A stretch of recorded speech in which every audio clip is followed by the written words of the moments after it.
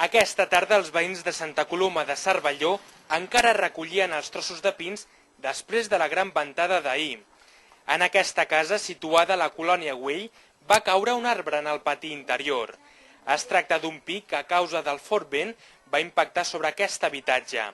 Tot i la impressionant imatge, l'estructura de la casa no s'ha malmès. Ara la feina és intentar tallar l'arbre. Va començar molt de vent, de forma molt contínua, i va anar caient un arbre darrere un altre, com unes fitxes de dominó. La cripta Gaudí també s'ha vist afectada per aquest temporal.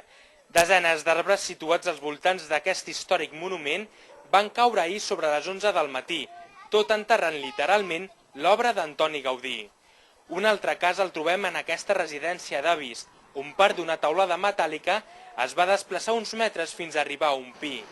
Aquesta tarda uns operaris ja treballaven per treure-ho i evitar el desprendiment dels panells metàl·lics que podria ferir algú.